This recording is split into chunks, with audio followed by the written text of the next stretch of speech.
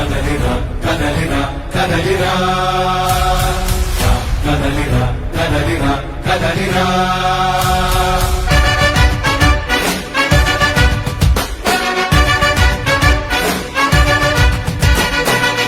కదలిరా కదలిరా పిలుపు కాదు తెలుగుదేశ శంఖారావమురా కదలిరా కదలిరా రాతి యుగాన్ని వదిలి స్వర్ణ యుగం వైపు రారా జగనూడల మర్రి మన మెడలెక్కి కూర్చుంది చుట్టూ ఉన్న ఎవ్వరిని బతకనివ్వదే అది దాన్ని తుంచి వేలు తెంచే ధైర్యం ఉంటే రారా ఈకలి ఆకలికి బలయింది చాలు తెలుగు జాతి తిరుగుబాటు నేటితోనే మొదలు కదలిరా కదలిరా కదలిరా కదలిరా కదలిరా కదలిరా కదలిరా కదలిరా పిలుపు కాదు తెలుగుదేశ శంఖారావమురా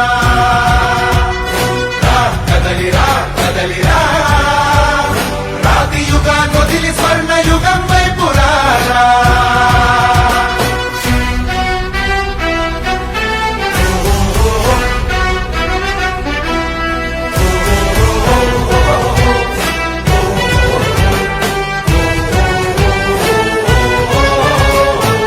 కదలిరా కదలిరా కదలిరా కదలిరా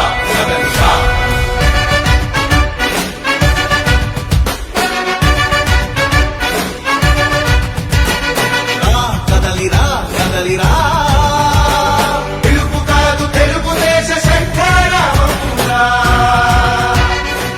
ఈ గంగినేని రోడ్డు కోసం నేను ముఖ్యమంత్రి గారిని కలిశాను, వారి కార్యాలయాన్ని కలిశాను, అధికారులు కలిశాను. కాంట్రాక్టర్ కాళ్ళ ఎల్లబడి ప్రతిపాదనలు ఇట్టిస్తే 9 కోట్ల రూపాయల పైన పని జరిగిన ₹1 బిల్లులు చెల్లించక ఆ రోడ్డు ముందుకు పోకపోవటం, అలాగే నియోజకవర్గంలో ఏ ఒక్క రోడ్డు గాని సక్రమంగా లేకపోవటం, సాగునీరు సక్రమంగా రాక ఈ ప్రాంతానికి అన్యాయం జరుగుతుందనే ఉద్దేశంతో నేను ఆ వేదికను వదిలిపెట్టాను.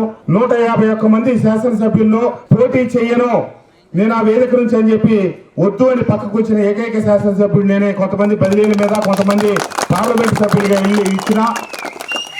కాబట్టి ఈరోజు ముఖ్యమంత్రి గారు నా మీద వ్యక్తిగతంగా కక్ష పెట్టుకొని ఇక్కడ నేను సామాన్యుని పెట్టాను, లేకపోతే పేదలకి పెత్తందారులకు మధ్య పోరాటం అని ఒక లోకల్ నాన్ లోకల్ అని చెప్పి రకరకాల వ్యవహారాలు వెలుగులోకి తీసుకొచ్చారు.